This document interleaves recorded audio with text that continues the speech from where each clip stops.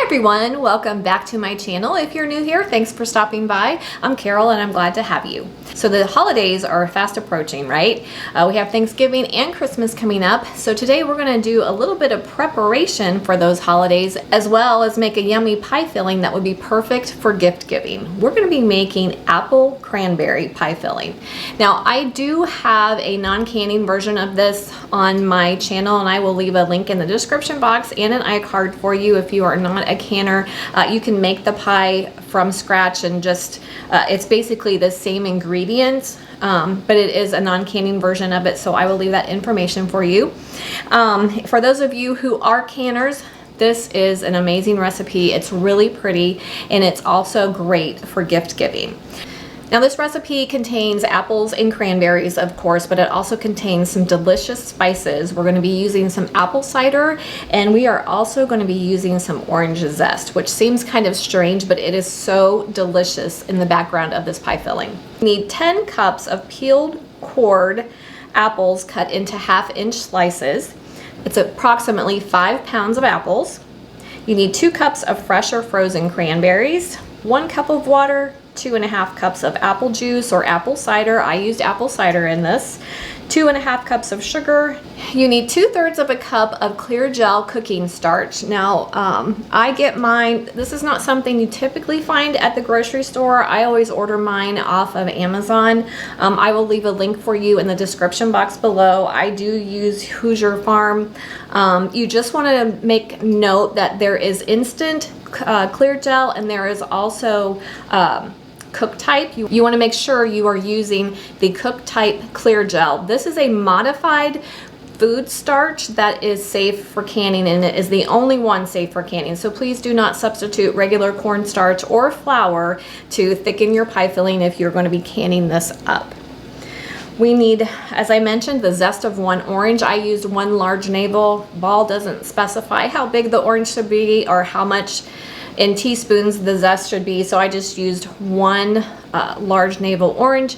If you don't want much orange flavor in the background, I mean, zest has a lot of flavor to it, so if you don't want much, you could always just use a smaller orange or just half of a large navel orange of orange zest.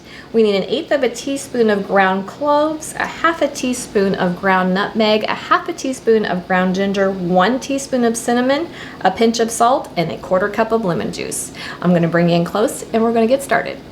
All right, we are going to get started here, guys. I have my 10 cups of 1/2-inch apple slices. I've been keeping them in a solution of 1/4 cup of lemon juice to 4 cups of water. I doubled that for the amount of apples that I have, but we want to keep them from turning brown, so that was my solution to that. You can also use fresh fruit preserver if you prefer, but the lemon juice I always have on hand, and that works great for me. So we are going to start by putting our apples into our pot. Make sure you drain them. Then we're going to add 2 cups of fresh cranberries. You can also use frozen. And 1 cup of water. I'm going to bring this up to a medium-high heat. We're going to bring it up to a very low simmer. We do not want to overcook our apples, but we do want to let them simmer very gently for about 10 minutes until they start to soften. All right, I just want you to note that the water doesn't fully cover your apples until they start to cook a little bit. So you're going to have to stir it constantly. You will hear your cranberries popping, and then the apples will start to soften. So we are at that point now. So what we need to do now is turn our heat off, and we are going to remove our apples from our pot. And I'm just going to use a slotted spoon to do that. We do not want the extra liquid that's in there.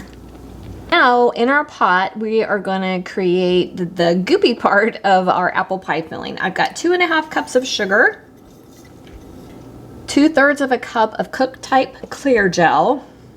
I'm going to give that a whisk first.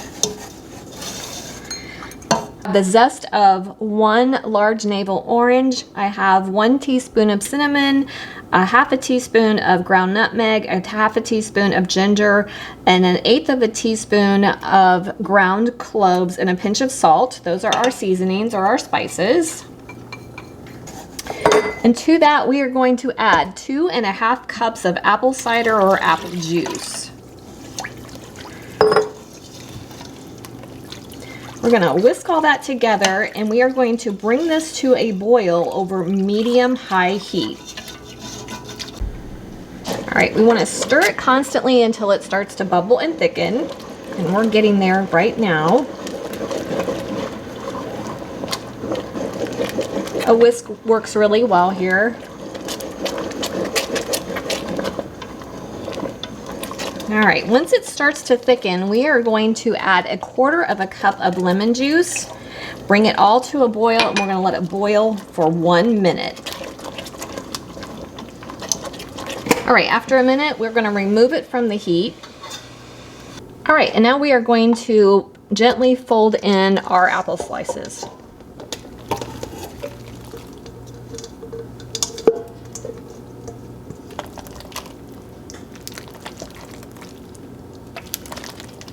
Guys, we are all set for canning. I have 3 quarts of simmering water in the bottom of my steam canner. You can also water bath can this, obviously. Modern canning guidelines state we do not need to pre-sterilize jars or lids as long as we are processing for more than 10 minutes, and we are. So I just washed my jars, kept them hot in my canner. You want to make sure you start with hot jars. I washed my lids and rinsed them real well and set them aside. So now we are ready to fill our jars. A word on pie filling. When you're canning pie filling, it does like to siphon, and it does like to expand. So the instructions are to leave 1 inch to 1.25 inches of headspace. I'm going to be leaving like 1.5 inches of headspace to give it plenty of room for expansion.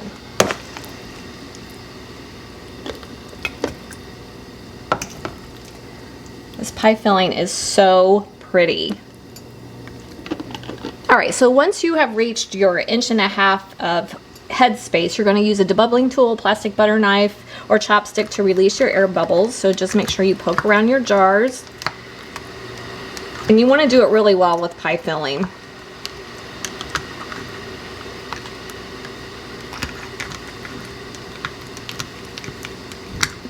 So pretty.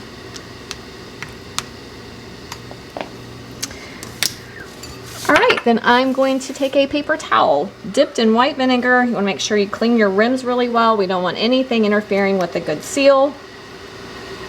Then we are going to center our lids